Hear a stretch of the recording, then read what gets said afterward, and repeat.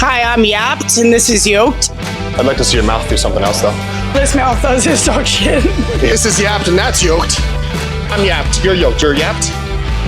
She's a Yap. I'm a Yoked. You had two parents that loved you growing up. I tricked her into marrying me. I'm mic'd up, so anything stupid I say goes on the internet. I need attention or I'll die. The codependent fuck.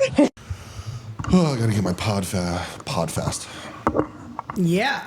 Podcast face. I'm ready. I have the ick. I always give you the ick. This is so true. Anyone that says that being in a relationship, when you're like in the right relationship, you don't have the ick is so wrong. I mean, you're my nightmare. Thank you.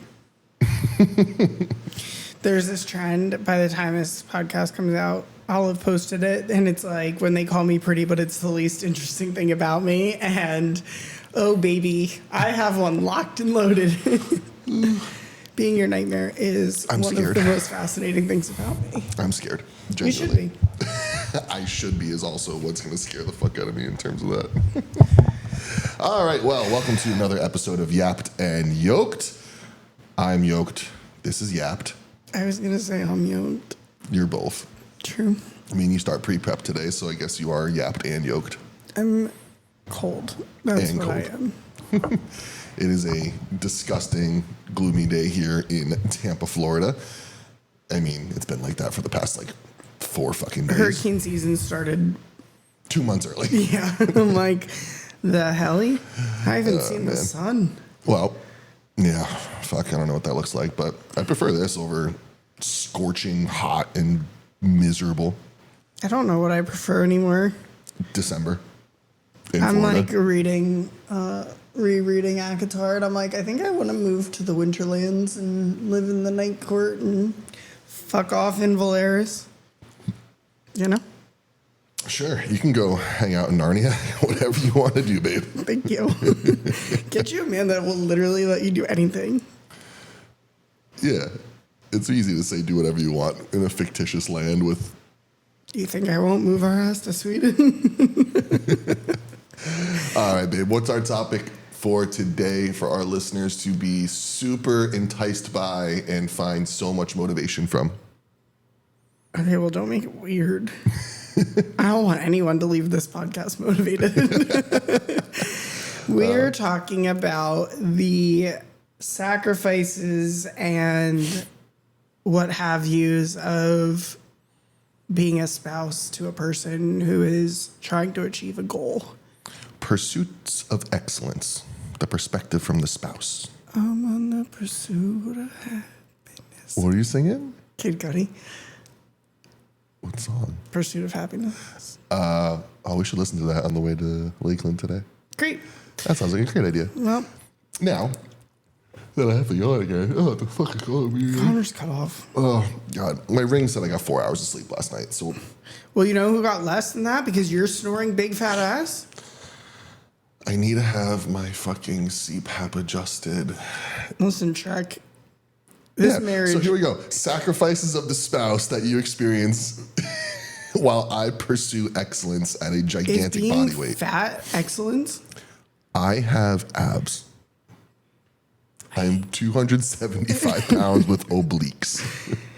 Okay, so anyone that says that when you're above a certain BMI, You're obese. you're obese, just know that Connor is obese and has a six-pack, and I'm mad about it. I've been obese with a six-pack by definition since I was 230 pounds. I like you a lot better at 230 than I do right now. I like me a lot better at 230 than I do right now also. I fucking hate the off-season, man. This shit sucks. My least favorite part of bodybuilding. All right, anyway, Connor is... Well, we're pursuing excellence in entirely different directions at the present moment. Yeah. And I think that's a good perspective for people to grasp or for people to get along with, because it gives everyone a good picture. Like, you're going one direction. Granted, it's like the same topic of bodybuilding and excellence, but you're going one direction. I'm going the other. You have no choice but to operate at a very, very high level to achieve your goal orientation with prep. I have no choice but to operate at a very, very high level to not be a skinny little bitch anymore. Mm-hmm. Go.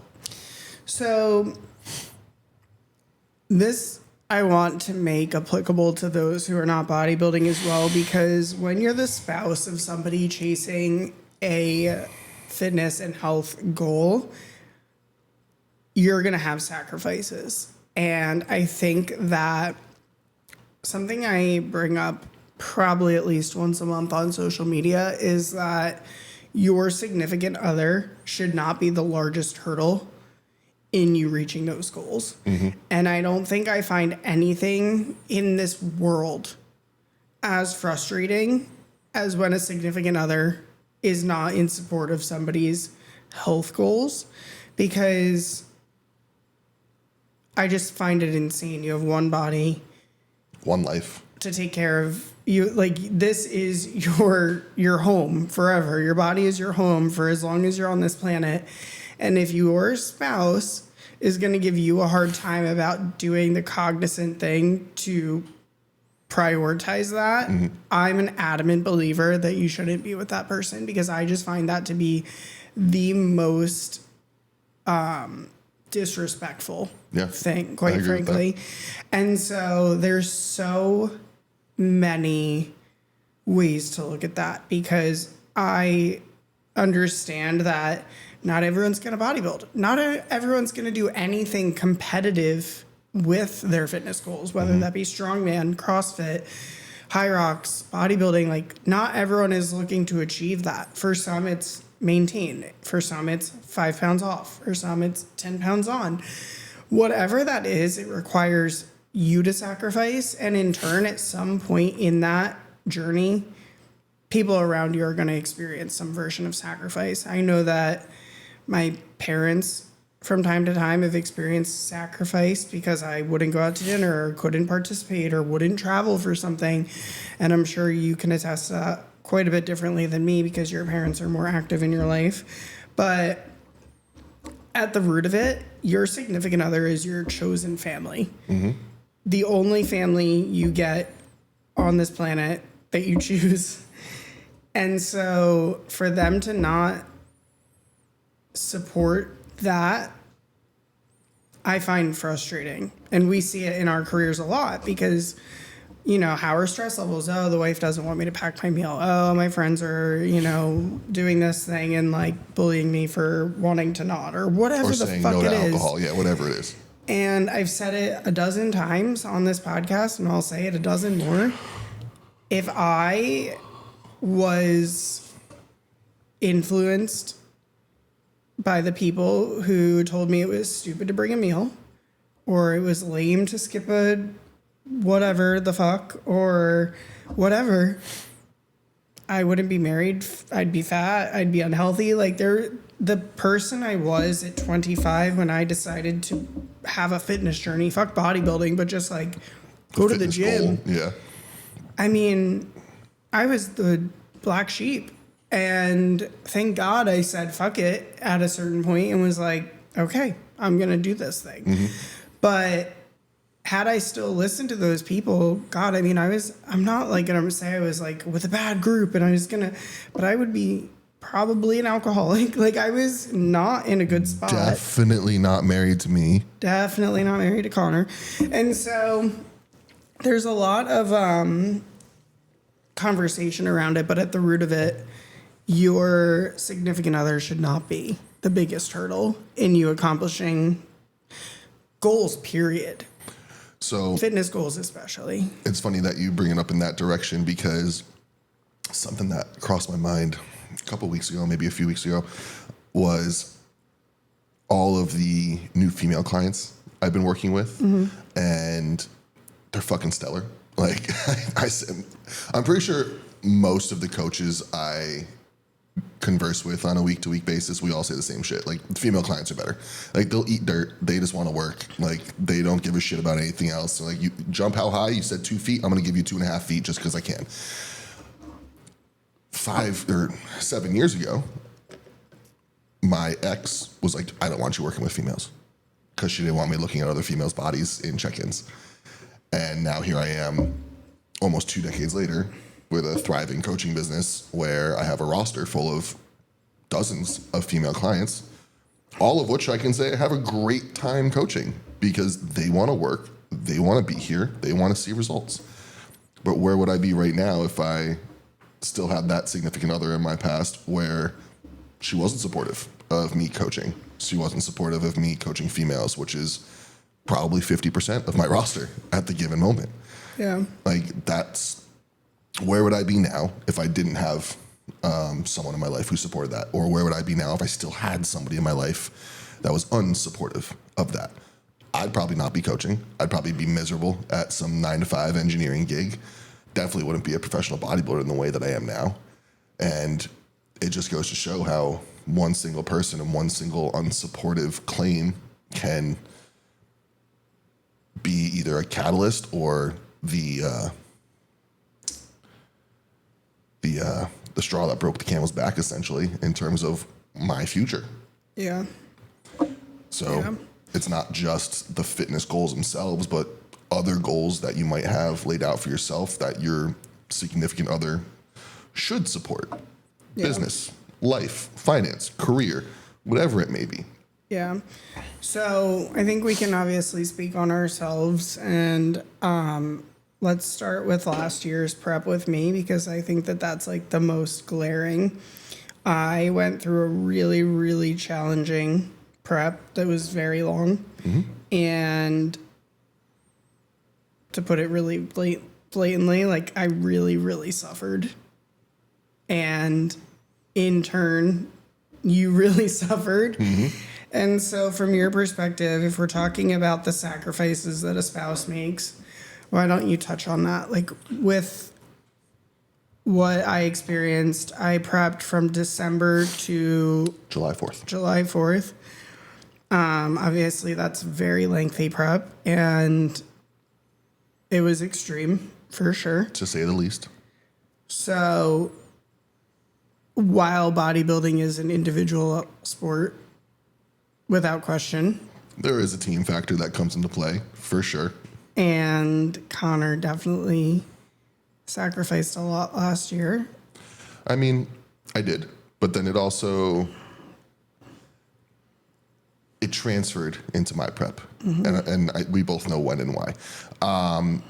So yeah, last year's prep with Summer was miserable, to say the least, where lots of days I'd walk into the bedroom and find her tucked into bed like a burrito with her hands under her ass because she was trying not to get up and go raid the pantry because she was so starving. Like, as funny as that sounds, it was very sad to see.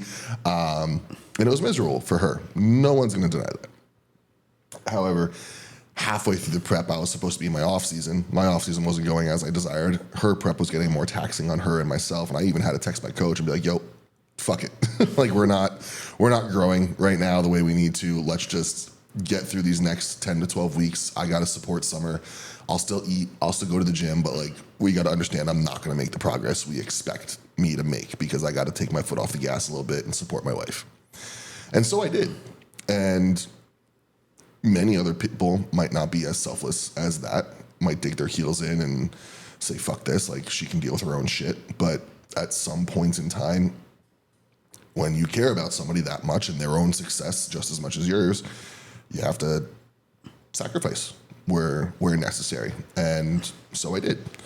Now, on the flip side of that same coin, though, she got done with prep July 4th. I was going to compete July 31st. And so that put me like 4 weeks out. And then my next show was 5 weeks out from that. And what was it? I started noticing, so this is where Summer and I differ, and this is okay, and this is something everyone can learn from. This is something we learn from. When she gets into prep and she goes cold, silent, hungry, miserable, I don't ever view it as, oh, my wife doesn't like me. Oh, my wife doesn't love me. Oh, there's an emotional issue in my marriage. I don't view it as that whatsoever. I'm very easily black and white. So one thing about me is if Connor gets quiet for 11 minutes, I think that we're breaking up. Yeah. So my prep being 4 weeks out, I started to get quieter. I started to get emotionless. I started to be in those low body fat percentage days where just things aren't the same emotionally, energetically, any of that whatsoever. I missed my friend.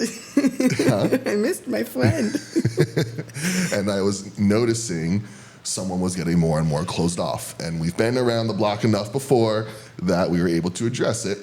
Yeah. But at the given point in time, I remember clearly we were in the kitchen. It was like 8 or 9 o'clock at night. And you were expressing to me how you felt. You were expressing to me that you needed me as your husband and like the emotions you were missing. And I just looked at you dead in the fucking eye and was like, you need to reflect on the past 7 months that I just went through with you. And I need you to suck it the fuck up and give me 5 weeks. Because this will all be in our past after 5 weeks. I just need to get to the stage and then we'll be good. Yep. Now, I'm pretty sure that was verbatim. I'm pretty sure I told you I need to That was not the first time I've heard that sentence. No. However, for many couples and individuals alike, that conversation is in and of itself is going to cause a fight. Yeah. That, like me telling you or another husband telling his wife, hey, I need you to suck it up for 5 fucking weeks and you need to reflect on what just happened over the past 7 months and give me a little bit of, you know what? I owe my husband this. Literally not even 24 hours later, I had a whole different wife. She was supportive. She was there picking up shit. She was there helping me out on the back end of things and gave me that exact 5 weeks that I asked for. And not a day more. No, not a single day more. But no, we've had a few moments like that, honestly, which we'll come back around to the present day of things here soon. And there's plenty of times where I'll bring something up and Carmen's like, do you forget? Do you literally forget what we did? But I think you say sacrifice and you think about like the negative connotation, and for sure sacrifice isn't like necessarily the most positive term, but when I look back at all of like those things, it doesn't feel like a negative or like a true sacrifice because I'm happy for your outcome as much as my own. Mm-hmm. And so when we say like sacrifice, like, yeah, there's no date nights. Yeah, there's days we literally like, maybe I want to do something, but Connor is 2 weeks out and he doesn't want to leave the house. Like there's sacrifice in that regard, but at the root of it, and I say this every year, I'm always like more excited for Connor's shows than my own. So it doesn't feel like I'm like losing out on life. It's just our lives are lived a little bit differently for that reason. Something that I thought of this past year, because this past year I was much more mentally checked out for sure. At least emotionally, mentally checked out. The way I kind of viewed it was like, for bodybuilding prep, those last 8 weeks, male or female, because both men and female women are going to reach that emotionless, zombified state at some degree. Let's just call it the 6 to 8 week out mark. I kind of thought to myself, like, view it as if you had a spouse who traveled heavily for work. And it's like, oh, I don't get to see my husband for 2 months. He's in the Middle East doing work for the oil companies, and he has to be out there for 8 straight weeks, and he only comes back right after. Those couples, like, that is a huge fucking sacrifice. Yeah. Having to manage the homestead back on home turf, having to manage the relationship with a 12-hour time difference, thousands of miles away. Mm-hmm. And that is sacrifice. Mm-hmm. That is real fucking hard work for a couple, for an individual, for anybody. You put that into perspective, like a bodybuilding prep, like that last 6 to 8 weeks, that's essentially what you got, is a spouse who isn't there, but physically is. So like at least you get the presence, but you have to be there to support. You have to understand, like, you know what? Okay, they're going to come back. They're going to travel back here right after the show's done. Yeah. And I got to support how I can. Yeah, I think it's like one of those things where like we've been around the block and it doesn't necessarily make it harder or more difficult at any given time. Like I wanted to kill you this prep, genuinely. And like when you snapped out of it the day after your show in Reno, I was like, what the fuck? Like I've never seen somebody bounce back so quick from like a zombified state, and I wanted to wring your neck even more. Quite frankly, I was like, where has this human being been? But you know, we can at least reflect, and like how you always say, like, we know why this is happening. We've been here before. And again, it doesn't make it like more annoying or less annoying, but it's at least to be expected. And like, I know that at the root of it, we're still our normal selves in terms of like, we love each other or we're fine, but output and input is a little bit different to what we give the relationship. Yes, a lot. And that, I think that comes more easily with understanding and education around things. I mean, even just look at you in the terms of just the past month, and I know we referenced this literally yesterday on yesterday's episode, but like, you go through a month of high stress, the body's not acting how you want it to because your environment is not conducive for a positive reaction. You get 3 weeks into that and you're not looking or feeling how you want to, but we know why. Yeah. So sure, the present situation might not be the happiest position, but you can at least understand, okay, we're here because of that. We're going to get to where we want to be just in a short period of time. We just have to understand and accept because we're smart enough to do so. It's when relationships or couples or bodybuilders try to operate in this ignorance is bliss area where ignorance is not bliss, in my opinion. If you can understand why your spouse is emotionless, if you can understand, let's put it in perspective of chasing a career. Let's look at Tristan, my old roommate, one of my closest friends. He's been working like 16-hour days in an office for months now, trying to get ahead because he has a specific career goal. He has an ambitious goal for himself as an adult. Yeah. His now fiance, congrats you guys, has to understand, like, this is where it's at. I trust that communication in their household has been good enough to be like, hey, I'm going to be out of the house 16 hours a day for the next several weeks, next several months. I got to work. I'm not staying out trying to avoid you. Trust me, I want to be home and chilling on the couch with you at 8 o'clock at night, but this is what we have to get through right now. This is what we both have to understand. Might not make it perfectly acceptable emotionally because you want your person there. You want to have that time with them. Yeah. But when there's understanding behind the present situation and the context, it makes supporting the other individual that much easier. It makes being the other person who's feeling that sacrifice that much easier. Yeah, and we were talking about this recently with like some career moves and whatnot, and you were like, we've never made a sacrifice for our careers in terms of like where we live and what we're setting ourselves up for, and this might just have to be the year where like we don't have a ton of date nights and we don't live in a city we absolutely love and we just like literally put pedal to the metal. And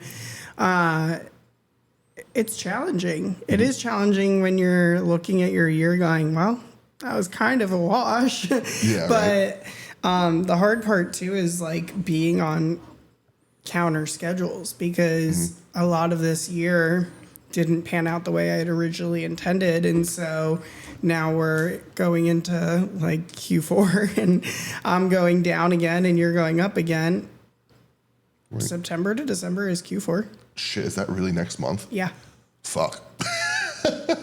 Shit. And so I'm going to end up by the end of this year basically being at deficit or maintenance for an entire 12 months, which was not the plan. No. And Big Fat Fatty is getting bigger. Trying. But let's flip the script into a more positive light on things as well, where we can look at the past 6 weeks. Where I got out of prep and 14 whole minutes after I got off stage, I was in a better mood. I was so pissed, guys. Like, we woke up on Sunday morning and went to this adorable coffee shop, and Connor's like yapping and talking to people in the coffee shop and like frolicking and holding my hand. And I was like, I hate you. I love you too, baby. I literally was so mad. Okay, I still have a lisp. But post coffee shop hatred. Post show, I'm my best. I'm light as a feather. My brain works great. I'm up at the fucking crack of dawn. My motivation's high as shit. This is where I'm my weakest right now. But post show, we had a lot of changes in business. Post show, we made a lot of moves business wise that, frankly, we had put on the back burner for like a year or two And then within 6 to 8 weeks, we said, you know what, fuck it, let's do all of it as fast and as hard as we can in a 6 to 8 week period of time. Been beautiful. But within that 6 to 8 week period of time, those first 4 to 6 weeks, while we were getting our bearings, while we were reestablishing your role, my role, what we're doing with the team, how we're moving forward, our vision for things, in that 4 to 6 week period of time, I was taking 10 sales calls a week with new prospective clients. I was absolutely all over TikTok, Instagram, trying to do YouTube, doing as much as I can as a professional bodybuilder, doing as much as I can as a coach. My energy was an all-time high, so I was just go, go, go, go, go. But I'm pretty sure like each week we moved forward, I shot you a text like, hey, I love the fact that we're working together as a team now more than we ever have. And there were certain things you did around the house that you picked up on that that helped me, like small little things. Kitchen, sink, floors, like I think I've watched you vacuum more times in the past month than I have in the past 7 years. Like even small things like that. Blue job. It is a blue job. It's currently a purple job. It's stupid. But to the point being here, if your significant other is in a position where they are pursuing excellence or trying to level up in whatever direction they desire, yes, sacrifice is going to be necessary across the board for both individuals. But there's also the fact that like the other person in that relationship can help, can be an assist in other areas, can team up with the other person to push the envelope forward. It doesn't always have to be just straight sacrifice. It can be, hey, I might know I have to forego date nights for the next several months, but also where else can I help you? Because like you're trying to do this. I know that's super taxing on you. Where else can I help you? Because that's pretty much where I sat last year with your prep. Yeah. Yeah, I think like we coach a handful of couples, and I know that like we see it where just doing somebody's supplements makes like such a big difference for some of my clients, or like Jackson and Frida right now, like she's doing a lot of his meals. That's huge. And so acts of service is a huge one. And then obviously quality time and like any love language that you align with. But I think like when prep or a phase of whatever goal you're working towards becomes more and more demanding, flipping the script and being like, yeah, it's taking away from my life and saying, well, what can I give back to them? Because you realize that the time that they're allotting towards that goal is increasing over the weeks. It makes such a big difference. Even if it's like such a small thing for you, that 5-minute task, like just took a weight off their shoulders, I can assure you. And so I think that's something we've started to do. We do well. Yes. And it's not something we've done well from the get-go, but it's something we do better with for sure. Yeah. My apologies. I'm trying to make sure that tow truck isn't here just yet. But yeah. Any final words? No, I liked this one. This was a good one because I feel and I hope that it'll be motivating towards those who are aiming for that next goal, that higher level of whatever goal orientation they pick, career, financial, bodybuilding, fitness, whatever. Yeah. And then similarly, I hope the couples listening to this or the individuals who are in a couple listening to this can take some perspective on it and run with it and potentially flip the script in their head from being, oh, it's just sacrifice to, okay, there's sacrifice that has to happen. How can I ease that? Or how can I be a part of that to carry the burden? Yeah. And I think like one thing I want to mention is obviously last year was extremely hard on our relationship, but Connor is like the best about being like, look how fucking cool this is, or look at summer striations, or look at what she just did, or look at how fast she gets her cardio done. Like, as much as it took away in a lot of aspects, he always was able to put his best foot forward and be proud and excited. And that says a lot about the dynamic, because even though like he could have just focused on the fact that like I was a miserable bitch for a really long time, he was still able to pull positives out of it I mean, how many times I whip out my phone and be like, stay there. Don't move. every day. Stay in the light. I have the worst pictures of myself in terms of like half asleep, dead inside, crawling my ass up to the roof to take pictures in Jesus natural Christ. Yeah. light. And here we were with some really sloppy, ugly elevator photos. Look dope, though.